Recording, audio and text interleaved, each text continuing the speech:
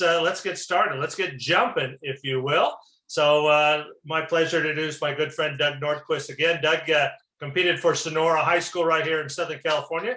Finished in a three-way tie for third place in the 1977 CIF California State Meet. The jump of 6'10".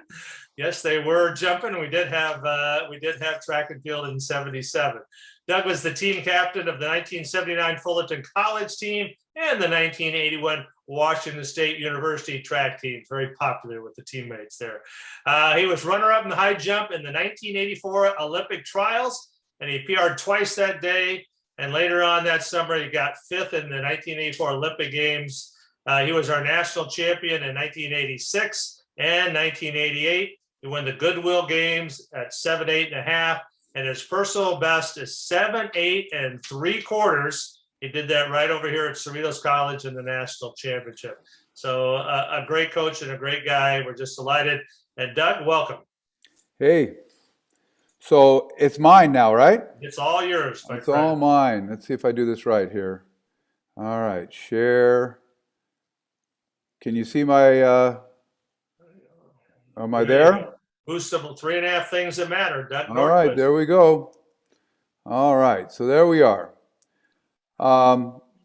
Yeah, so I've been doing this for a while, and so just so you could see that I used to be somebody that was thin and young, and this was at Cerritos. This is my PR, 7'8 3/4".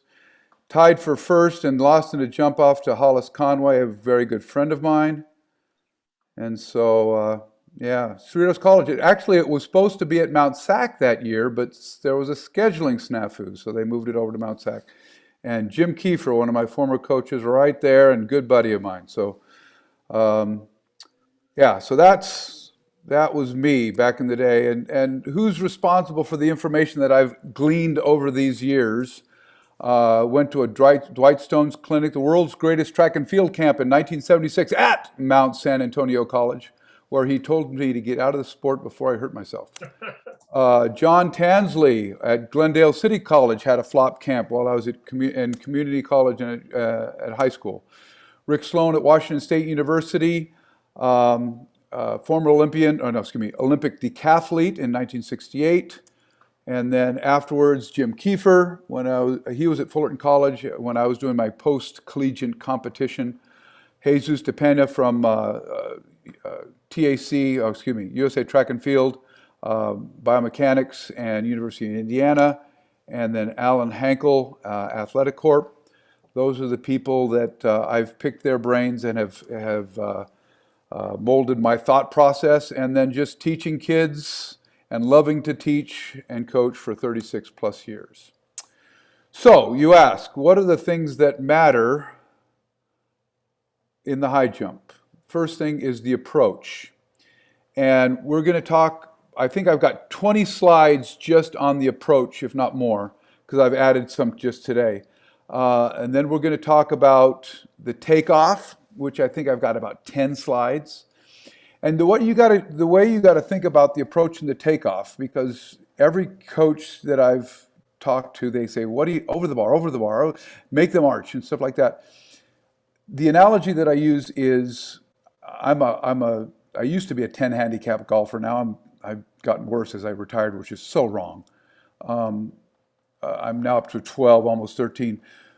But you've got the backswing, you've got the swing, and once the ball leaves the club face, there's nothing that you can do to change the trajectory of the ball. You can yell at it, stay in bounds, don't go in the lake, and it doesn't listen. Same thing with a high jump. If you're not in the right position at takeoff, you're not going to be able to do the right things in the air. So we're going to talk about how to get to this point, the takeoff, and be in the right position. So when you're in the air, and I think there's maybe 5 or 6 bar clearance slides. So that's everything that happens here is a result of here, which is a result of here. And then the half thing is you land. I got one slide. Just don't break your neck, I think I say. All right, so famous quote, we are what we repeatedly do. Excellence then is not an act, but a habit. So you've got to figure out a way to get your kids to work hard all the time, not just when it counts at the meets. Okay, so what is the approach? The approach is made up of about 6 to 10 consistent, tall, relaxed, accelerating steps that is run in the shape of the letter J. Okay? So, yeah, the J is what makes the flop the biomechanical success that it is. The last 3, 4, 5 steps are run in a curved line, or curved approach. And we'll talk about that in a second. So what matters in this approach? First of all, you need consistency. I can't tell you how many times I've been at a high school track meet and a kid comes in and I'll ask them how many steps they take and they say, I don't know. How can they be consistent if they don't know how many steps?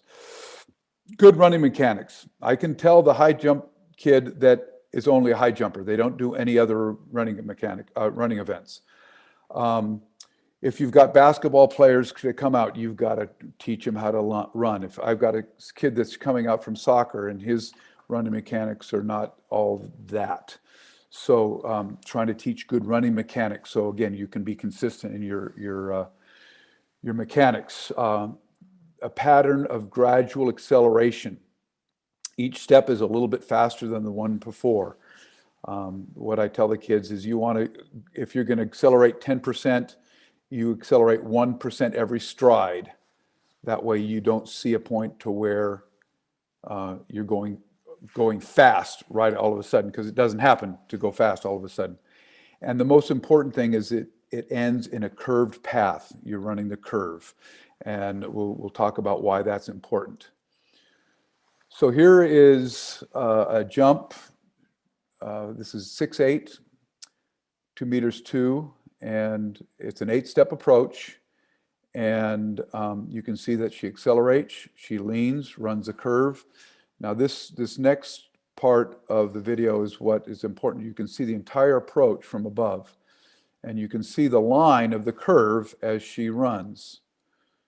So you can see all the tape marks. Those are their starting points, and then evidently they have a point up front that's going to be where they change direction, which I don't like. But it's 8 steps, 1, 2 in a straight line, and then she's 5 steps, 6 steps in a curved path, right to the takeoff, touchdown at the standard. We'll talk about that, why that's important in a little bit, and then straight up through the top of the head. So again, gradual acceleration. She's got a very aggressive start, 10 steps, good running mechanics, up tall, nice arms. All that is important. We'll talk about that as we go. And again, I'll just get that overhead view because that's the money shot right there. You can see there's no point to where she changes direction. And that's the thing that's hard to teach to kids, because they'll want to run straight and then cut right to the bar. Okay, so how do you make a consistent approach? Decide on the number of steps. It doesn't matter. Right now, my kids are at 6 steps. Some will end up at 8, some will end up at 10. I decided long ago that my kids are going to start from a stand. They can walk in, it doesn't matter, but as long as what they do is consistent, you want to take away as many variables as possible. So decide on 6, 7, 8, 9, 10 steps, doesn't matter. Adjust the starting point to the number of steps so that whatever step you decide is going to be their takeoff point is right at the standard, and then you move the starting point. Chalk, cone, and just you can make those adjustments. And then again, you want to have this takeoff point at the standard. If you're jumping 6 feet above, or your kids are jumping 6 feet above, you should be at the standard. I try to keep it within 2 or 3 feet of the standard for the younger kids as well. And we'll talk about why that's important. And then you want to have a straight ahead sight line mark so that they know for 4 steps, I'm going to be running right at that cone, right at that shoe, right at that mark, so that they know what that straight ahead mark is. And then you want to measure and mark their starting point. I watch kids who walk out and they'll just say, okay, I'll start running here. And they don't take warm-up jumps. It's amazing to me, the lack of coaching that some of these kids are getting. And so you want to measure that mark. And again, as we talked about, the first half of the running strides are straight, and the second half are in a curved. And I was told, and I'm not sure if this is true, but that Fosbury started running a half circle, a curve, an entire curve, a C approach, and figured out straightening it out, you can be more consistent, on the first 4 steps, 5 steps if they're in a straight line. So here's what you have as the line of the curve. So the first steps are straight at your straight ahead mark. Okay, so you want to make sure that you have a cone, a shoe, something there that they can see, that they can run straight at. And then you're going to have a starting mark, a cone, a ball with a nail through it if you're on grass, chalk, and you want to make sure that, and you want the takeoff point to be at the standard or just inside. A couple reasons, safety being the most important, that you have the entire pit to land in. I've been at officiating high school track meets where the kids take off here, knock the standard, and almost miss the pit. And I'm thinking, am I the one that's going to be liable if they miss the pit, or is the coach for not doing it correctly? The other reason is the standard is going to be solid. It's going to be at every meet. It's not the first stripe on the pacer bar or the USB bar or whatever bar. And then also when you cross the bar, you're going to be close to the center, which is the most forgiving when you hit it in the middle of the bar. So I did some math a little while ago, and if your arc is at 12 and a half feet, a quarter of the arc is 16.6 feet.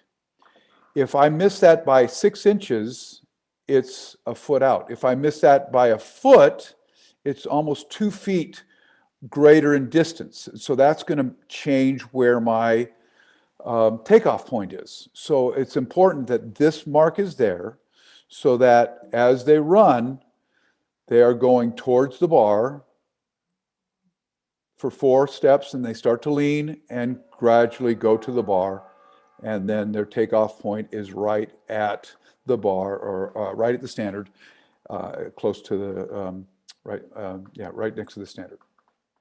Okay. So after we've developed a point, we need to work on their running mechanics, and the better the mechanics, the more consistent they're going to be. And again, you want to make sure that as they choose their mark, that they start the same way. I make sure the kid anchors their foot on the ground. We use even step approaches, so it's their jump foot is their push-off foot, and that's anchored, that they don't pick that up and move it, because if they get pumped up, they may pick it up and move it 6 inches or a foot. If they're not, then they'll just put it back in the same place. So their foot is anchored on the ground. They're up tall. They're it's going to be a taller than normal sprinting mechanics. Very, very upright, because you want to be able to drive straight through the spine and straight up into the air when they get to the takeoff. Active arms, I talk to the kids about trying to keep their elbows at 90, both front and in back, because if you work your arms well in the approach, they're going to be more apt to be able to be active at the takeoff. Knees up, high knees as they're coming in. Dorsiflexion of the ankles. I don't know why this has become such an issue with the kids. Maybe they don't run enough as kids, but to try and get them to pull up on that toe as they're running. I still remember, oh gosh, somebody talking to me about that and working on that, and my interval times dropped significantly as soon as somebody taught me that. It's like, wait a minute, you've been holding out on me. And then consistent stride length. One of the things that you'll see is the kids, as they pick up the tempo, they'll shorten their stride. And what I like to tell them is, if you're on a 10-speed bike and you've got it in 12th gear, and then you drop it down to 6th gear, you're pedaling faster, but you're not going any faster. So you want to make sure that you keep the stride lengths the same as the tempo is getting faster of that gradual acceleration. And then steady rhythm. We spend a lot of time as a music educator. Rhythm is important, and I'm clapping. The other coaches make fun of me all the time about clapping and the rhythm of what I want to hear, and they'll walk by and they'll just say, I can coach the high jump. No, they can't. Okay, so that's what the running mechanics are. Now, I was telling the guys early that I've just discovered cones, and so we were using this as an approach drill, and I just set it up, and they're going over the cones, straight down that running, and just trying to get up tall, arms moving. He's a basketball player, first time out, and one of the things you'll see, getting in different angles so that you can see the transitions nice and smooth. And again, this is a basketball player that I'm trying to teach how to run. And so she's been around for a while, so she's doing a lot of things right. And over the cones and just gradually changing direction. So we don't have a bar. I just have a cone that they're trying to get in front of. And so, yeah, just working on good running mechanics. So now that we have good, consistent running mechanics, we want to develop an acceleration pattern. Because that's one of the things, if you go and look at some of the old straddle jumpers, you can find them on YouTube. The one thing that you'll see is they don't run real fast to the bar. And I've got a video of Barshim jumping his 7.11 and a quarter, which is an incredible jump, and how much speed he's bringing to the bar. And so that's the key that really makes the flop the technique that changed the event. So that acceleration needs to be a part of the approach. So start slow but powerful and deliberate. And you don't want to start too fast. You want to create that pattern of acceleration. Stride frequency accelerates, but the stride length stays the same. That's important. Trying to not shorten the stride as the frequency increases, because then you're just working hard and not going any faster. Finish the acceleration to touchdown. And we spend a lot of time, because it's difficult for athletes to run fast in a curve. So we spend a lot of time running approaches, running the curve, running circles, trying to learn that technique on how to accelerate and how to run effectively in a curve. The last three steps are the quickest or the fastest. And force equals mass times acceleration. So F, I tell the kids, do you want to gain weight or do you want to run faster, apply more force? And most of them say, yeah, let's just run faster. So that's an important thing. And that, again, that's what Fosbury brought to the event that the straddle didn't have. Oh, we can turn that volume off. I was doing this today, hence the masks and the rain. I put the cones and I told the kids to 1, 2, 3, 4, 5, 6, 7, 8, 9, 10, trying to develop that 10-step approach acceleration. One of my trombone players, it's not an athlete, but a great kid. So again, driving 1, 2, 3, 4, 5, 6, 7, 8, 9, 10, and trying to, I space the cones out a little bit more at the end but trying to get them to pick up the tempo and not shorten the stride. And I was telling the guys that I just discovered cones this year. So here's the approach in the high jump proper. And you can see that every step is a little bit quicker than the one before. Foot is anchored on the ground. First step is strong and deliberate. And then it's like 1, 2, 3, 4, 5, 6, 7, 8, 9, 10. Good rhythm and a good gradual acceleration. Again, you don't see a place where she changes direction either, and that's important. It's a transition from right here and then into the curve. So gradual acceleration over 10 steps. The approach ends in a curved path. So this is the hardest part of teaching the high jump, is trying to keep them accelerating through the takeoff in a curved path. Okay, so we started the approach, as we said, in a straight line, and then there's what I call the 3-step transition, 4, 5, 6, and again, all of this is on a 10-step approach. If it was 8-step approach, it would be steps 2, 3, 4. So it's all relative, but all of mine are off of a 10-step. It's not a cut. Basketball players and football players are good at making cuts, and you got to get them away from that. The lean is from the ankles and not from the waist. Finish the curve. The lean is important at the touchdown. That's what's important. And finish the acceleration and maintain the lean all the way to touchdown. Again, that's what makes the rotations that we'll get to happen. You can't generate rotations without the lean at the takeoff. And needs to finish in the power position on the final touchdown, leaning back and away. And I'll show you that when we get to Barshim's jump, what that position looks like. And I remember John Tansley just really hammering that home when I was at his camps in the late 70s.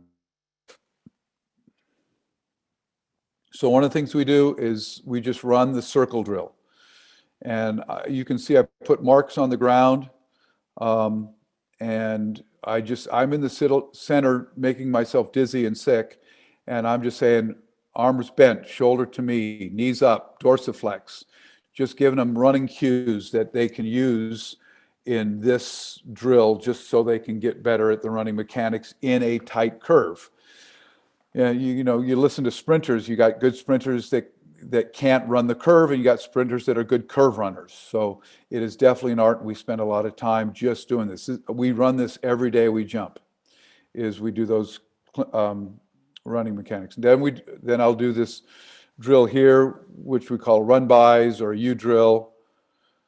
And again, you can see I started using the cones where they're 10-step, 4, 5, 6, 7, 8, 9, 10 is at the standard or inside. 1, 2, 3, 4, 5, 6, 7, 8, 9, 10. And then 1, 2, 3, 4, 5, 6, 7, 8, 9, 10. Again, adjusting the starting point so that their 10-step is at that standard or just right inside there. And again, we do that without jumping. When I was competing, I would do that and I would time myself.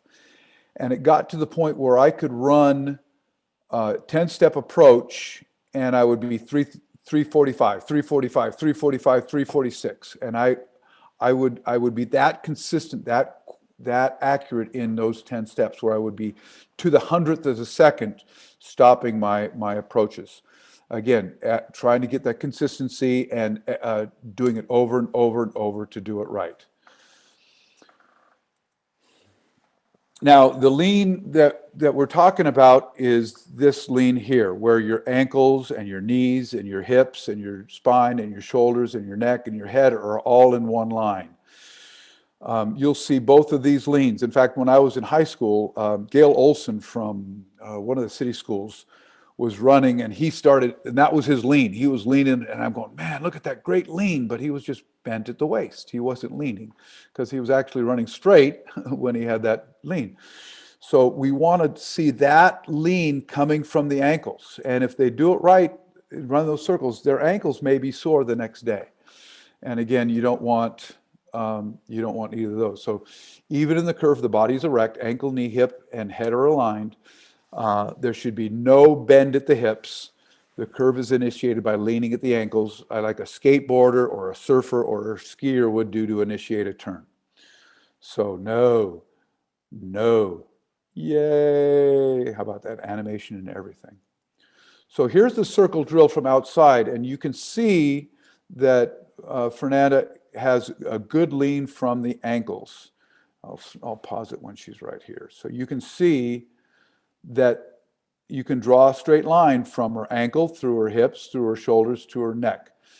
Okay, her head is looking a little bit forward on the curve. Her shoulders are a little bit inside. That's what I'm working with my kids right now, is trying to get those shoulders turned a little bit into the circle, which would help get into that power position. And the head is looking down the circle a little bit down here as she's going around. And again, working on good running mechanics, dorsiflexion, and good arms and knees up. So again, here we are back to our approach, and we have our starting mark. We're going to start there every time and consistently try to start the same way every time. It could be a walk-in, it could be a stand, but whatever it is, it's consistent. Okay, you make sure you have your straight line marker. Okay, the phase one, the first 4 steps, 1, 2, 3, 4. Strong first step, good running mechanics, running straight at the head mark, and gradual acceleration even at that point. So we have 1, 2, 3, and 4. And on the 4th step, that's where the transition from straight to curve. And this is where creativity is working, drift, lean, just different words that you can use to help the kid understand. And so it's just it's a gradual, I use the term, if you watch a jet plane, just they kind of turn and bank and then they go. The skater just leaning in, skateboarder leaning in as they go. In fact, one of the things that we're doing now, I stole this from, oh shoot, I think it was, I don't remember now, but when they're running their warm-ups, just to swerve in and out as they go down the straightaways. Okay, once they get to step 4, they're already starting to lean. Their center of mass inside where their feet are contact, and they're starting to lean, but they're still going straight. And they're keeping their good mechanics, the transition from straight to a curved path, continual acceleration, drift into the turn, initiate the curve by leaning into the curve. Again, like a skateboarder or a skier or a surfer, just kind of leaning in and letting the weight, the center mass inside the curve, take your body around that curve. So that's 4, 5, and 6. And then the phase 3 are the last 4 steps, 7, 8, 9, 10. Again, staying in the curve. This is where it's the hardest to stay in the curve. They just want to run straight at the bar. Maintain the curve, lean from the ankles, continue acceleration, and rhythmic last step. Ba-bang is what Dwight used to use. Bang, ba-bang. 6, 7, 8, 9, 10. Just that quick on the last 2 strides. I try and get the kids to look at the far standard where the bar and the far standard come together instead of the middle of the bar. That way they can see the height, but their attention is more directed there. Another important thing is that your foot is not, you don't say anything about turning the foot. No. The foot is in the direction of the path of the body. And I like to say pointing at that far standard, maybe parallel to the bar, but not even that. Pointing at the far standard, don't say anything. Don't plant the seed into them to turn that foot out. I'll show you a picture of that later. And so 7, 8, 9, and 10, again, the takeoff is right inside that standard. Now, when we hit the approach, when we hit the touchdown, that's the beginning of the takeoff. And you want to make sure you're leaning back and you're leaning away, the dotted figures.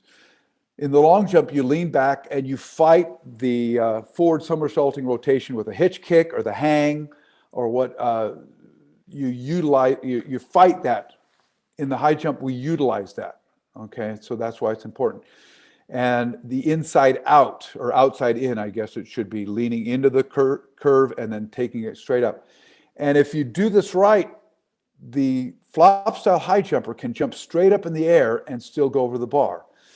The approach is running on a curve, and it's like I tell the kids, I have a yo-yo, I'm swinging it around my head, and when I let go, the yo-yo goes in a straight line path, and that's the same thing. As soon as the foot leaves the ground, the center of mass is going to go in a straight line to the back corner of the pit, so they can jump straight up and still make it into the pit. Leaning back with a touchdown in front of the center of mass and leaning into the curve away from the center. Excuse me. And then eyes focus where the bar and the standard intersect. And if we can get that inside out lean, leaning in and taking off and leaning back, that's going to get the kids so they can have the rotation on top of the bar. So here's a picture of a 6-step smooth transition where you got 6 steps, but you don't see any place where they change direction. Okay. Contrast that with this, where you can see the change, 1, 2, change. Okay, so she ran 2 straight lines. Change. Okay. In her defense, she was a freshman. This is her just getting started. So she tied the school record for sophomore when she was a sophomore. Anyway, so you can see the change of direction. So you want to have that smooth acceleration and that smooth transition to curve. Okay, how do you build a good approach? First of all, again, as I've said this several times, define a consistent way to start and stick to it. Again, my kids, they'll rock back and forth. Thank you, Dick Fosbury. And then they will stick to it. And even in the drills, I have them start that same way. And so we want to do that. Practice the approach without jumping. Some of my workouts, I just take the standards out and run to approach to standards with the bar at PR, national record, or American record, or world record, or something. So I could see that. But I would run that, and like I said, I would time it. And when I was on, I could go, I forget the number, but it was like 339, 339, 339, 338, and I'd be pissed that I missed it by 100 seconds. Try and just look at a stopwatch and stop it at 100th of a second. You can't. But I had patterned that acceleration so well that I could do it to the 100th of a second. Again, make sure that you use that straight ahead mark and they use it.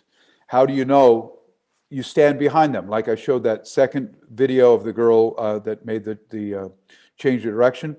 I stand behind them and I can see, are they running at their mark? Make sure their toe is pointed at that mark. Yeah, use it and mark it. Focus on good running mechanics. We talk about that in all sorts of drills, and when we're on the track doing intervals, I also ingraining that. We teach the athlete to run in a circle. We run those circle drills. Teach the last 2 steps rhythm in a circle. Okay, and we'll talk about that. And I got another drill. Oh, here it is. Rhythm drill. I need to turn on the volume on this one. So at this time, we're already working off a 10-step approach. So I will just say 6, and then I'll let her dictate the rhythm. With the next video, I think I'm doing it with him, and I'm just using 4 because that's what we were at the time. 7, 8, ba-bang. Okay.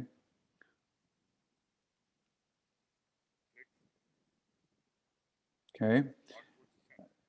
And this is where I'll talk about blocking, I'll talk about rhythm, and working on this. And a lot of times they'll figure out in this setting. It's amazing how adaptive the kids are.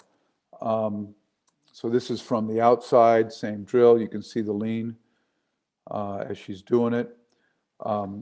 With the kids now, since we're in a different phase, I'll go 1, 2, 3, 4, 1, 2, 3, 4, 1, 2, and I will count with them and force them to make that.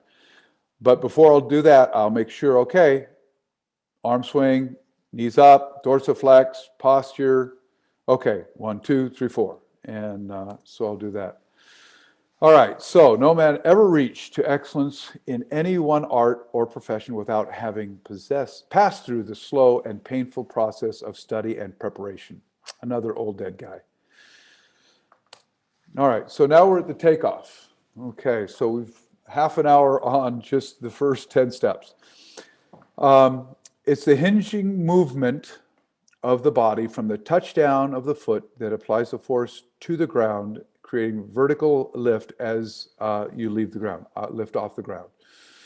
Okay, so what matters?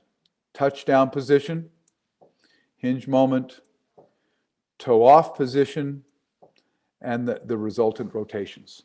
So again, the touchdown position is dictated by the approach. Okay, the hinge moment is dictated by the touchdown position.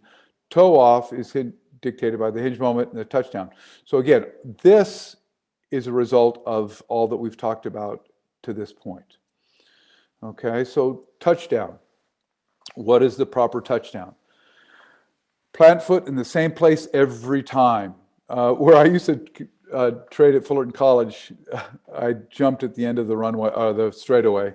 I wore a spot out on the surface because I just put the standards in the same place every time. So, and I was the only one that jumped there. So you want to make sure you take off in the same place. Leaning back and away from the bar in the power position. Okay, it's important. Plant foot pointed in the direction of the movement. Okay, again, don't say turn out, turn in. Just let them run and they'll just keep it going in the direction they're going, and that'll be fine. The plant leg's knee is only slightly flexed. It's more of a vaulting pole than a what you would think of as a jumping knee. Very little flex. If you think about how much you can squat, full squat versus maybe 10 degrees or a quarter squat, significantly more. So you don't want to get that bend. And if your kid says, hey, oh gosh, my leg gave out, it's just because they came in planted with their knee flexed too much. Okay, so we talked about how the foot looks at takeoff. Okay. So again, this is why you don't want to say, turn that foot out, because it's already going to take a lot of stress. So you want the toe to be pointed at the far standard or in the direction that you're going. Now notice that these touchdowns are all inside out, not heel toe. If a flopper does it right, he's not going to get any heel. As I say that, he comes in heel. But that's why they changed the spikes in the high jump shoe from just 2 in the heel to inside out. Inside out. So they put spikes on the inside of the shoe. And if you hear clomp, clomp as they come in and take off, they're slowing down 1, and 2, they're going heel, toe, heel, toe. And so you want to make sure that you're running that curve, because if you're running that curve, it will, you can't make a slapping noise if you're going inside out of the shoe versus heel toe. Okay, so we've seen this picture before. Now we're looking at the vertical, the hinge moment. Okay, so we're at the touchdown, we're leaning back, and we're leaning into the curve from the bar, and the eyes are focused down the standard. You don't want to be looking here because it's going to be taking the curve too much into the bar. You want to finish the curve by looking at that far standard and where the bar comes together. Okay, leaning back and leaning in. The best jump ever. And he's clearing it by 3 inches. Watch this, 7-11. Unbelievable, unbelievable. All right, so let's slow it down and pause it. Okay, leaning from the ankles, rhythm, that's his penultimate step, 9, and then 10. Look at the position of his foot. It's pointing actually inside that far standard. Look at how much he's torqued his shoulders back. That's what I'm working on my kids, trying to get them to get that shoulder turn. Okay. Heel right to the fanny as you're coming forward. And vertical takeoff. Vertical takeoff. You can't get any more vertical than that. And then now the rotations occur, and we'll talk about the rotations in a second. Okay, they got another view of that same jump. Look at the lean into the circle. And then the way the shoulders are almost got, it looks like he's got his back to the bar. And then getting to the point where vertical takeoff. I mean, he could stand on that and he couldn't be any more vertical. And taking off. And again, that's 7-11 and a quarter. And he's clearing it by 4 inches, 3 inches, 2 inches even. So that's higher than the world record, 8 feet, 1/2 inch. Unfortunately for the high jump, he's still only 7-11 and a half. And at that meet in New York, 2 guys, Bodyenko also jumped that. So they were jumping at a world record to win the meet. It was pretty incredible. So anyway, so that's the hinge moment. Okay, let me turn this off because I don't understand German. So this will put it a little bit more in context of how the rotation happens over the bar.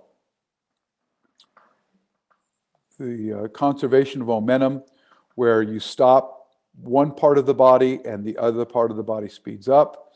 So the bottom of that cutoff crossbar stops, so the upper part moves faster, and then you have a rotation. So you really don't have to arch to get over the bar. You just have to have the rotation to get over the bar. Now here is Stefan Holm, who I think is not even barely 6 feet, and he's jumped 7-11. Okay, so you can see the rotation with all the angles and dangles of the arch and unarch over the bar.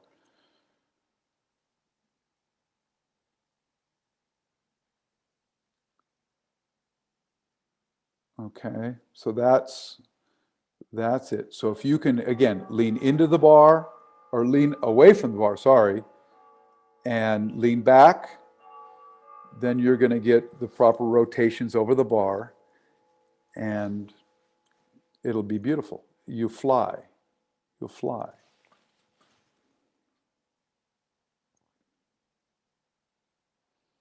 Okay, now he's got a longer lever. Now he wants to speed up the rotation, so he shortens the levers, speeds up the rotation, and then lengthens the levers again now to slow down the rotation. Some guys now are actually tucking into a cannonball and landing on their knees, which I wouldn't suggest, simply because your kids won't have enough time to fall that far and get onto complete those rotations. Okay, so back to our stick men here. So the toe off position, vertical, okay, and it creates that hinge moment where you create those rotations. I found out the hard way about this rotation. I used to work at Disneyland, and I was coming off a break, going back to work at the Jungle Cruise, and they had a little fence about 2.5 feet around. And being the collegiate athlete I was, and the jumper extraordinaire, I said, I'll just take 2 quick steps, jump over this fence, and be on the dock. So I got my backpack on, and I got my thumb underneath the backpack, take 2 quick steps, drive that knee up, and my foot got caught underneath the crossbar of the fence, stopping the lower body from moving. So what happened? My upper body sped up very rapidly, and my couldn't break my fall because my hand was in my backpack, got caught. My other hand got caught on a box, and so I did a face flop right there in front of people in the stands and my foreman. It was very embarrassing, but I found out that the conservation of momentum really does work. So if you hit the vertical, you can jump straight to the top of your head, and you don't have to give up any of that vertical velocity to head into the pit. Stopping the drive leg and the arms together is called the blocking action. So you can see arms and knees stopping parallel to the ground. Okay, and the head is balanced on the shoulders. Okay, so what happens is, so the rotations, there are 3 rotations that result in what's called the resultant rotation. You've got the forward somersaulting rotation, which is like the long jump. You've got the lateral somersaulting, which is the cartwheel that goes this way. And if you add those together, you get the resultant. And then you've got the longitudinal rotation, which is like what I call a pirouette, which will get your back to the bar. So now you can see the knee it looks like it's being driven into the circle, but it actually is not. It's traveling in a curved path because he ran a curve. And so the knee is traveling in a curved path, but it just comes straight up. It's not driven across the knee. I've heard coaches drive that knee away from the bar, and that doesn't make sense. It's counterintuitive, or it's counter what you want. So if you run the curve, your knee will come up and you will generate that pirouetting rotation. And that's that resultant rotation. Okay, so now, if you're going to achieve excellence in the big things, you develop the habit on little things that matter. Excellence is not an exception. It is the prevailing attitude.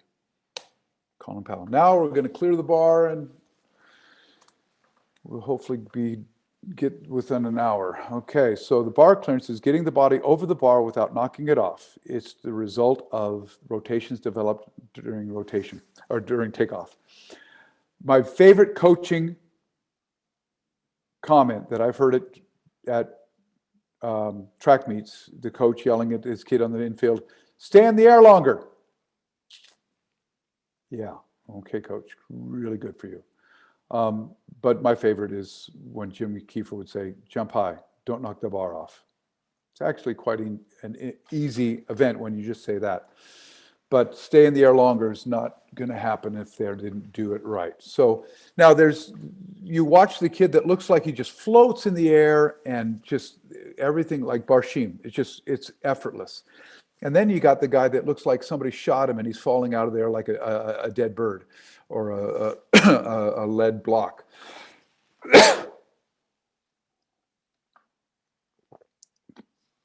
Okay. Oh, I forgot about.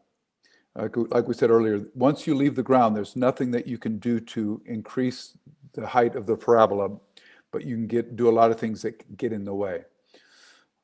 So who has the best arch here? Okay, I would say 1, maybe 2, but 2's already knocked the bar off, so that can't be good. But man, hold the arch longer. It's not going to matter. The rotation is not there. Number 3, okay. Who's the best clearance? And what you want to look for is, okay, it's great arch, but the shoulders are still not below the hips. Here, at least the shoulders are a little bit below the hips. Here, the shoulders are way below the hips, and there's not much arch because there's the rotation. And again, the rotation is what gets you over the bar. Yeah, it's just that. Again, hold your arch longer. It's still not going. It's not going to work. Okay, it's about the rotation. Okay, and that rotation comes from the touchdown. The touchdown comes from running the curve. So, again, everything that happens in the air is a result of what happens when you leave the ground. So, if they keep knocking it off with their fanny, they're probably not getting enough rotation. If they get their fanny over it, and they're catching with their hamstrings, increase the rotation. You know, so if they're knocking it off with the shoulders on the way up, they're not jumping straight up in the air. So they're not starting the touchdown in the right position. So after toe off, you want to hold that vertical position as long as possible. You want to get your back turned to the bar. That's the transverse rotation. And then the head back, hips up, knees apart, legs bent, and feet under the hamstrings. That's the arch. And again, got some pictures. You can have long levers and short levers, and if you watch good high jumpers, they will speed up and slow down their rotations when they need it. They'll hold that vertical position long, and then as soon as they get to the top of the bar, they'll shorten the levers, arms to the side, feet underneath, speed up that rotation, so that once they get over the bar, then they drop their chin, and the hip, the butt drops, and the unarch happens, and they land on their back. As the hips pass over, bring the chin to the chest. This drops the butt and clears the legs in an unarch. There's no really kicking action. It's an unarch. Again, dropping the fanny, and that will get you. The old Mount SAC, a couple years ago, I was privileged to be on the infield and did these pictures. This is the kid from Canada, Mason, I believe his name is. So he's got a pretty good, he takes off really close to the bar. A little bit longer lever than possible, but he's quick, which is good. And that's one of the things that Jesus Tepena said, if you want a long lever, because it's a strong lever, but it's got to be fast. So it's a dichotomy. If you can get a long lever fast, then good for you. Okay, take off, long, and then when he gets on top, he shortens everything and he picks up the rotation. His shoulders are below the hips, and then he drops the butt. And if he just kicked right now, there's no way to get his feet over.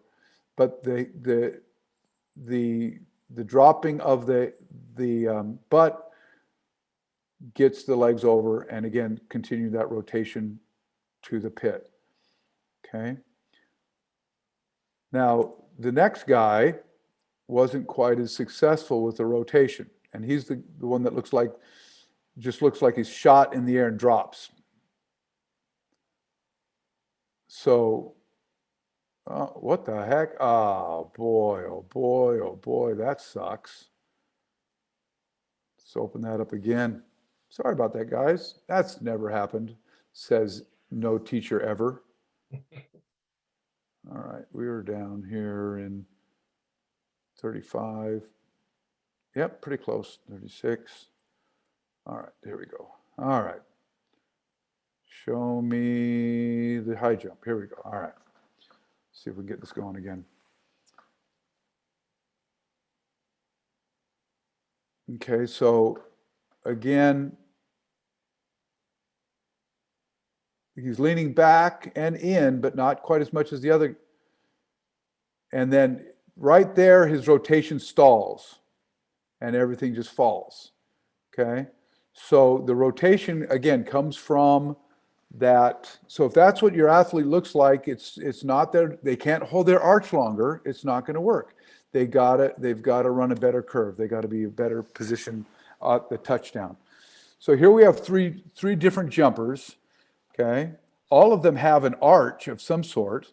Okay, jumper A, long all the way through, but the shoulders never get below the hips.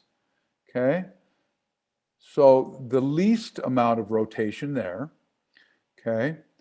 B, longer, then getting towards the top, shortening. And so the shoulders got below the hips a little bit. And then C, okay. Shoulders below the hips, shoulders way below the hips, shoulders still below the hips.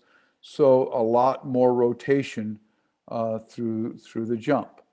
So again, longer levers, and then as soon as they want to get that rotation quickly, get the hips up to rotate around that center of mass, which is right about here. Oh, okay, go back. Go back. That was my fault.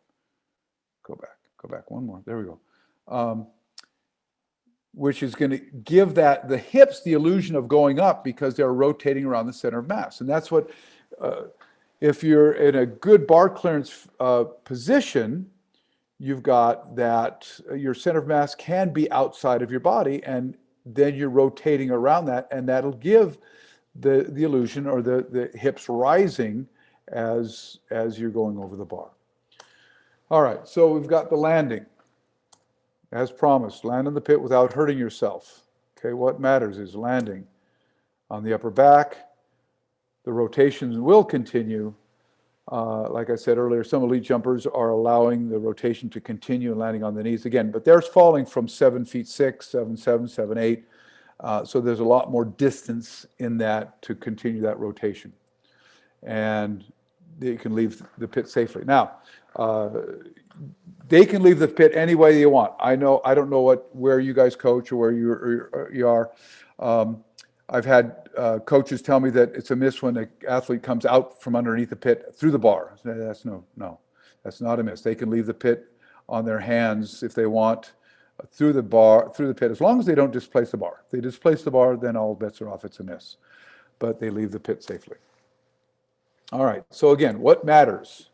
The approach. And again, we spent a half an hour, if not a little bit more, on just the dynamic approach, making sure that we're getting everything in the right place for the takeoff. And the takeoff, again, lasts all of 0.2 of a second. So it's hard to coach that. So again, you get them in the right, you can coach proper position, and then the takeoff will happen real quick. And that's why, something I didn't mention, my kids are jumping right now. We're still preseason. We don't have indoors, so we're just still jumping from 6 steps, because 8 steps things happen faster, 10 steps even faster. So at 6 steps, it gives them a little bit more time to execute everything at the takeoff. And then the bar clearance over the bar. Jesse had a real good arch, and then landing, be safe. Beware the lollipop of mediocrity. Lick it once and you'll suck forever. Don't you forget. Questions, comments, and Tim, back to you. Yeah. I'm still trying to digest the lollipop metaphor. You'll unshare your screen for. Leave it up for a minute, because that has your email address. Okay. Can people email you for a copy of your presentation there, the slides? Yeah, sure. Well, yeah, if they promise not to use it, just use it for their own personal use. They can't go out and start doing clinics and stuff. All right, they can't go out. If you see someone who says they're dead Nordquist and they're 5'9" and they've got a lot of hair, you're going to say, no, that's you. Right. That's not me. All right, very good. All right, we do have some questions, and we've got a few minutes here. All right, Stop sharing. Yes, please. You're good. All right. So there's 3 or 4 questions all about the straight ahead marker. Sure. And so first off, how do you measure? You said 12.5 feet from the standard. Is that a standard? Well, yeah, I was going to put in, and it depends on the athlete, their height, their strength, and their speed. Freshman girls, maybe 9 feet.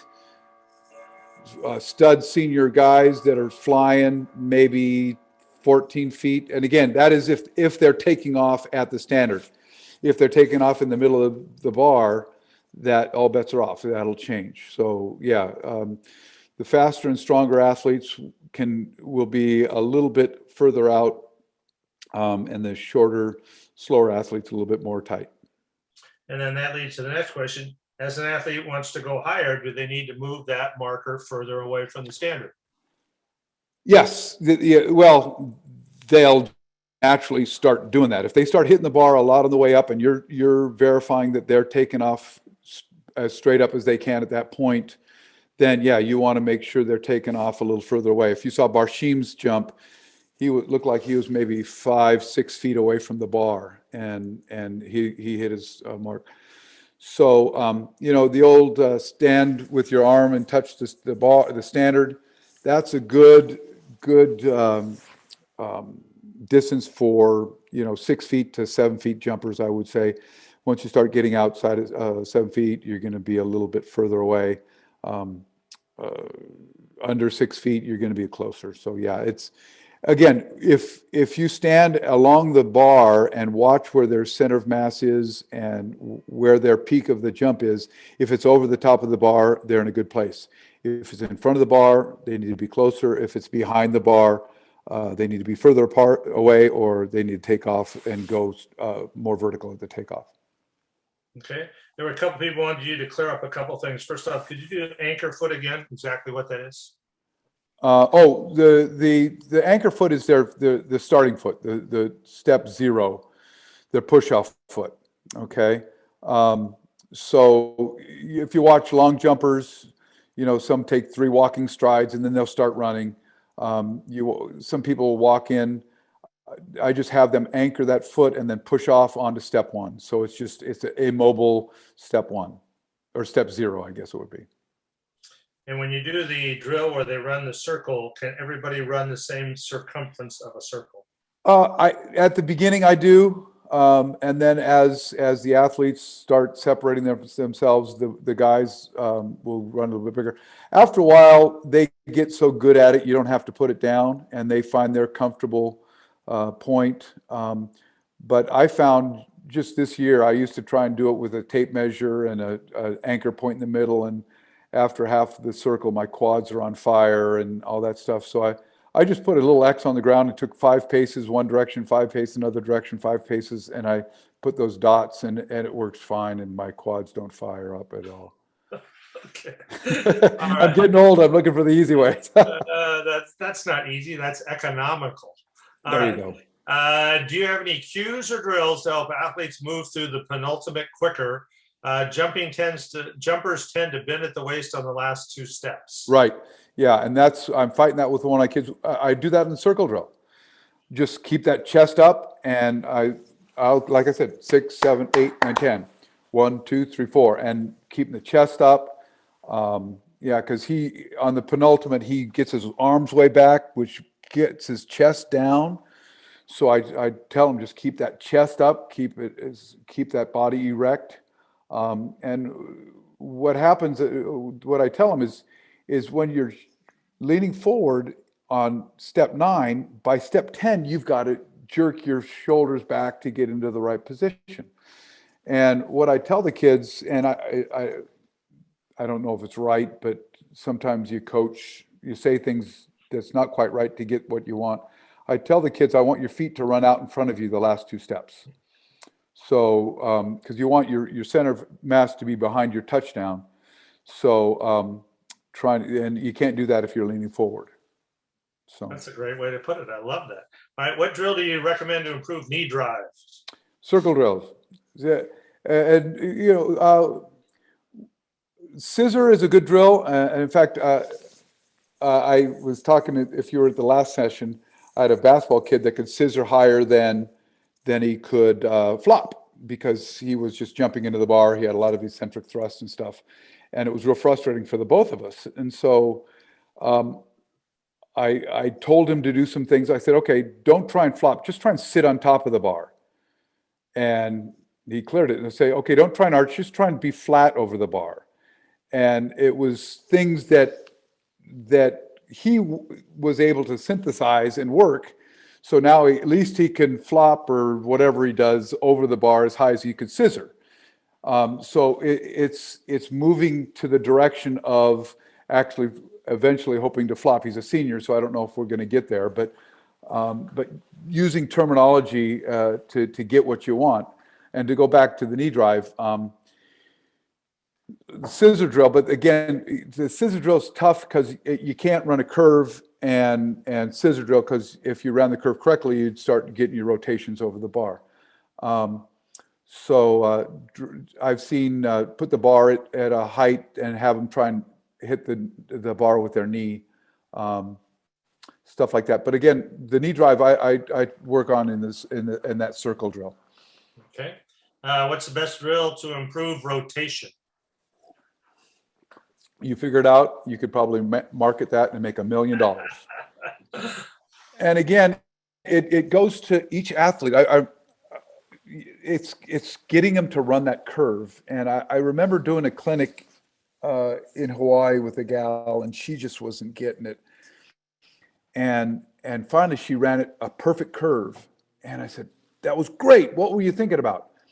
I said, 5 small changes of direction. Okay, it works.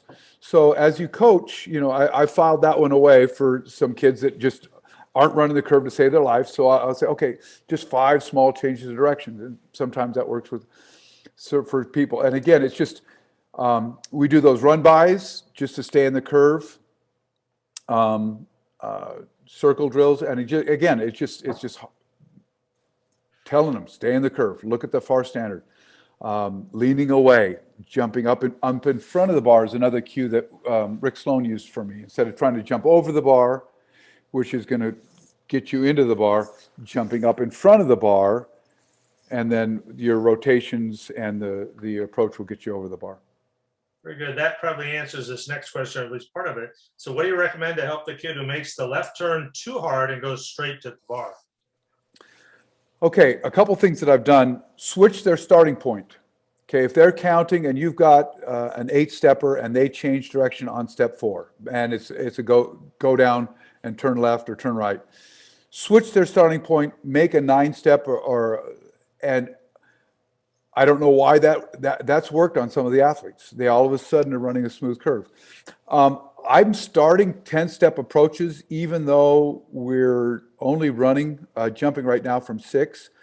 If you remember the drill where they're running down the pole vault lane line and then just drifting off to the side. I just said 5 steps and drift, 5 steps and drift. So they're just feeling that lean because they're not worried about the bar, they're not worried about jumping, they're focusing on that change of direction. And I just started that this year, and I think that's a good way to get that smooth transition. Okay. And another word that Kiefer used to use with me is a crossover, to bring that outside foot across the body instead of stepping it out and pushing off. How many days a week do you recommend to jump? Early season, you probably could jump 2 times, maybe 3 if you go Saturday. In season, you got to count the meet as a jump day, so I would say 1 day, and Saturday if you do anything on Saturday. But yeah, I would say in season 1 time, unless you have a Saturday, you can jump Saturday, but sometimes those are also meets. And you got to remember, like Tuesday, we had a great jump session. Everybody looked great. And then I wasn't there yesterday. I found out they long jumped. And then we came back today and they couldn't clear their throats. And it was frustrating. But that's the reason. It's not that they don't want to. It's their muscles aren't responding. So we just made sure the bar stayed low, and we tried to make sure we were technically correct. And then that leads to the next question. And what's the most number of jumps you've taken in practice? Again, that would vary. Early season, you can get away with taking a lot more because the reps are not as intense. Later on in the season, if you're getting towards league, in fact, the week of league or the week before league, maybe 5-10 jumps max, and that includes warm-ups. And we'll play games. Okay, the bar's at the kids' PR. You make it, you win. If you miss it, Lucerna wins, and that always gets the kids all pumped up because Lucerna is our evil nemesis. And play games where we're trying to get them to focus a little bit more. A funny story: I had a kid I was working with that couldn't jump 5 feet, so we were working at 4-6 all day. I mean, and smoking 4-6. And so, okay, here we're going to do a competitive simulation. The bar never left 4-6. So I'd tell her, 4-6 jumps, smoked it, 6 inches over. Okay, the bar's at 4-10 again. She knew, I knew, the bar didn't move. She cleared 4-8. Okay, the bar's at 4-10. She hit the bar and it wiggled. Then I told her the bar was at 5 feet. The bar was still at 4-6. She hadn't missed all day. She missed 3 times. Oh, wow. It was amazing to me how the brain can just suck your body out. So we do those mind games with the kids later on in the season as well, as we get to make those attempts a little bit more intense. All right, let's finish with this real quick, because these are always questions. When does the average high school kid need to get a high jump shoe? I made a deal with my dad when I jumped 6 feet. Can I get a jump shoe? And we went down to Music's down in Redondo Beach and got an old flop side squared off heel, and it cost as much as the new Nikes do, the one shoe I bought. So that's what I'd tell the kids. If you make a deal with your parents, say for a boy, I would say get into 6 feet. For a girl, probably get into 5 feet, where you're starting to generate some speed and running a good tight curve. Because again, it's not a heel toe plant; it's an inside out plant, and it just takes one. I remember vividly jumping at the Vitalis indoor meet in New York when they used to have the wood infield, and they painted nice shiny, and it was slick as snot, and I came in planted inside out, and my spikes didn't catch, and I was up to my boobies underneath the pit. It was intimidating. It made the next several attempts really tenuous. You were the kid who couldn't clear 5 feet at that point. Yeah. It was make sure I didn't plant too inside out on that one, the next one. There was a second part to that question. Do those strap-on spikes work, the ones that go on the heel? I would say for the lower level kids, yeah, because it's not just the spike; it's the support of the shoe. When Nike came out with their first jump shoe in the early 80s, Brent Harkin, who was my teammate at Washington State, got a pair. Excuse me, and we both tore out the sides in the same, his shoe, he tore out his shoe and I tore it out, and they sent it back for re-engineering because they didn't have the heft to handle the stress. Excellent. So we've reached our 75-minute mark. Doug, thank you so much. That was outstanding.